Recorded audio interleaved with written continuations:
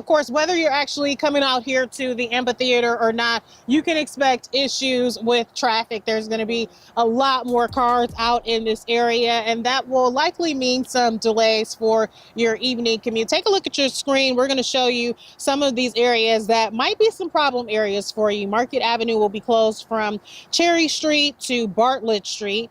The exit ramp from US 131 to Market will also be closed, and there will be a small closure on Finney Avenue near the amphitheater and on Williams Avenue, which is what you can see right behind us here at Founders Brewing.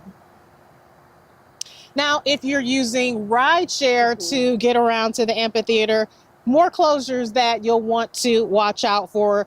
Uber and Lyft drivers will actually be blocked by a geofence, and that will prevent them from getting too close to the amphitheater. We've got our Aaron Sullivan live this morning with details on how all that will work, because of course, Aaron, I'm sure many people will be relying on rideshare for these events.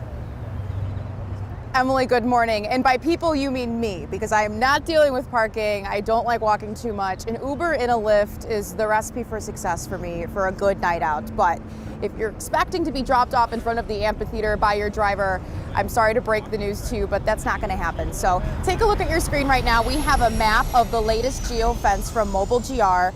This is around the amphitheater for those ride shares. So instead of dropping you off on Fulton Street Bridge like their original plan had once told drivers, Mobile GR says that now pickup and drop off will be only allowed on Cesar Chavez under US 131 between Oaks and Cherry. So they say this also shrinks the geofence around the amphitheater, reopening access to most late night businesses in the area.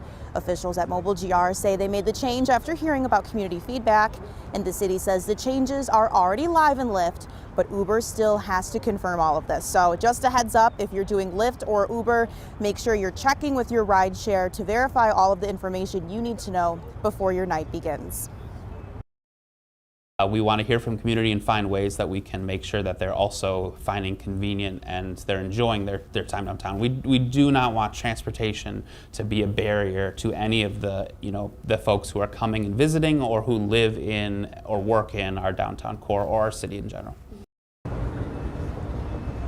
So the geofence will go into effect 2 hours before showtime and an hour afterwards. Now, Mobile GR says as the summer does continue, plans could change. So they say feedback is so important right now. So definitely don't be shy with letting them know what's working, what you're seeing in terms of congestion and traffic. All the feedback will help their future plans. For now, live in Grand Rapids, I'm Aaron Sullivan, 13 on your side.